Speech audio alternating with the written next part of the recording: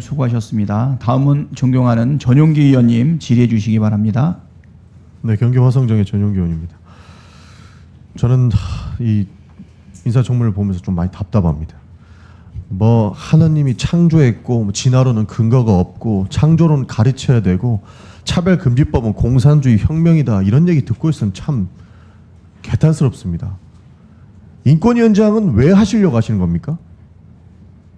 대한민국 인권이 정말 보편적 인권을 지향하면서 보편적인 사람들이 하나님이 창조했다 믿어라 하면 믿어야 됩니까? 제가 아까 분명히 말씀을 드렸습니다. 제가 공직 생활에 있어서 진화론을 누구한테 강요한다든지 뭐 그런 거는 공직자로서는 그런 얘기는 안 할 겁니다. 그 뭐 차별금지법은 아시잖아요. 차별금지법은 우리 국가 인권위에서 제대로 챙겨야 되는 겁니다. 근데 공산주의 혁명이다.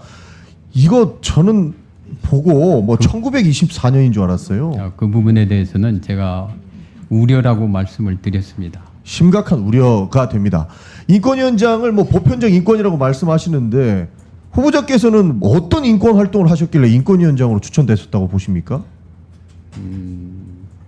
나름대로 저는 검사 시절에도 검사 시절에도 인권을 많이 챙기셨어요? 저는 헌법재판관 시절에는 인권 챙기셨습니까? 검사 시절에도 그 후배들한테 꼭 그런 얘기를 했습니다. 저희가 그 수사를 할 때 정의를 추구하는 것이 우리의 책무다. 그렇지만은 피의자들에 대해 인권을 반드시 생각하고. 그 후배들한테 얘기했는데 누가 추천한 거? 후배 검사가 추천했습니까? 아니 이제 그러니까 대외적으로는 인권과 관련된 활동을 하나도 한 걸 찾을 수가 없어요. 네, 하나를 말씀드리면은 헌법재판이라고 하는 것은 구체적 사건에 있어서 그 헌법의 가치, 즉 헌법의 최고의 가치는 인간의 존엄성의 구현입니다. 알겠습니다. 일단 뭐 무슨 말인지는 알겠는데요. 제가 좀 전에 질의 답변 들은 거 몇 개만 여쭤볼게요. 윤건영 의원님 질의에 중대재해처벌법이 노동자들에게 필요한 법이라고 답변하셨죠? 예, 그렇습니다. 근데 22년도에 한 기업에 변호하는 과정 중에 중처법이 위헌 법률 심판 제기했어요.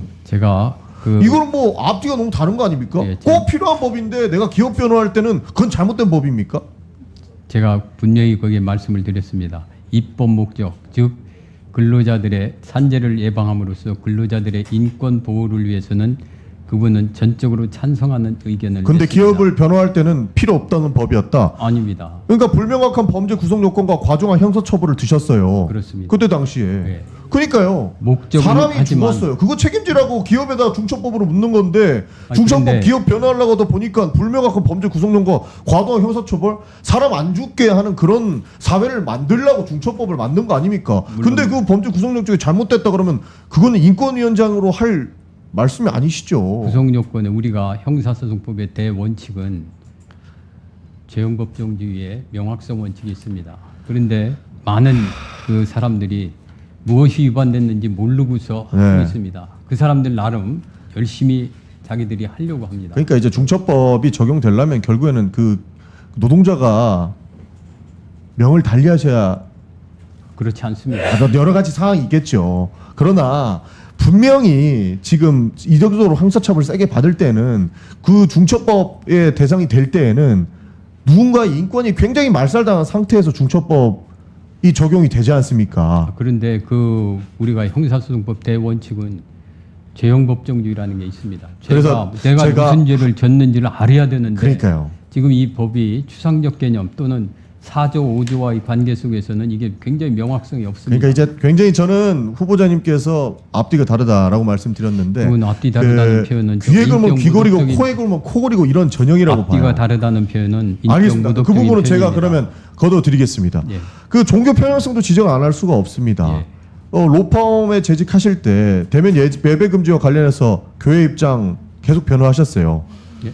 교회 입장을 많이 변호하셨더라고요. 맞습니다. 예. 그 부산 교회 재판은 기각됐고 헌법재판소 청구도 많이 각하되었습니다. 예. 헌법재판관 하셨는데 헌법재판이 각하된 것, 구성 요건도 안 됐다라고 하는 것 어떻게 보십니까?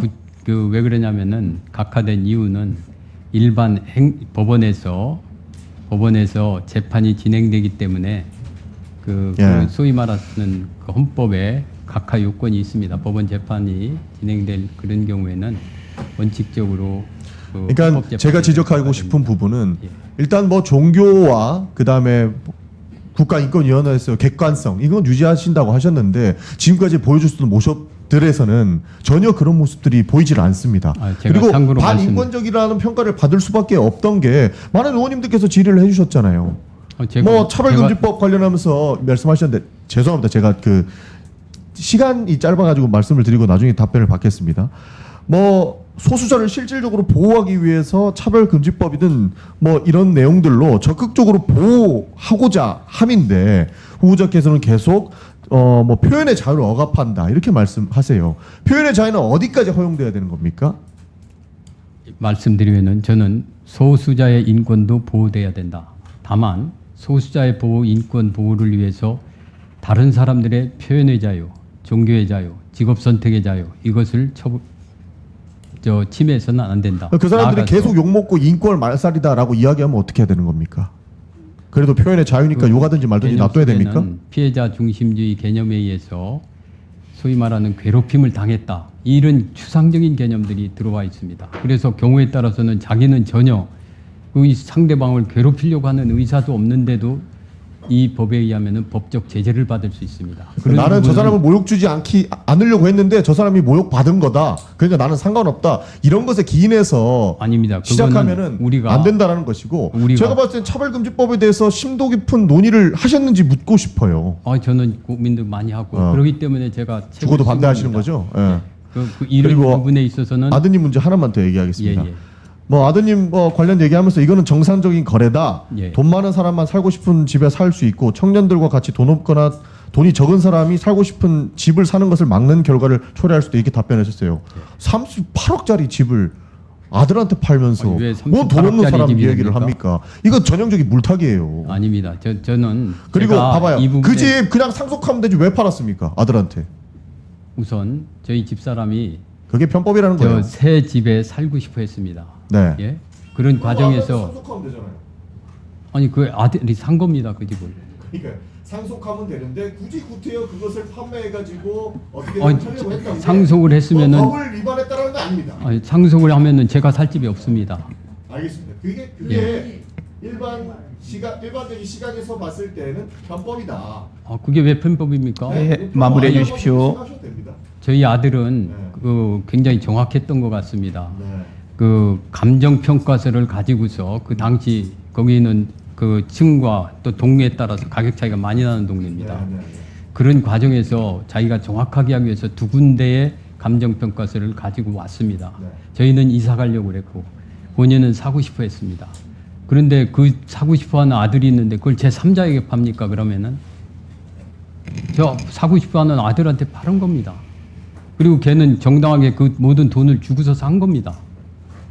그게 무슨 편법이고 그게 무슨 불법입니까? 청문위원을 했거든요. 예. 똑같이 딸한테 팔았더라고요. 네, 아니, 정리해 주십시오. 네. 알겠습니다. 마무리하겠습니다. 네. 보통 그 부동산 매매나 일반적인 상거래에 있어서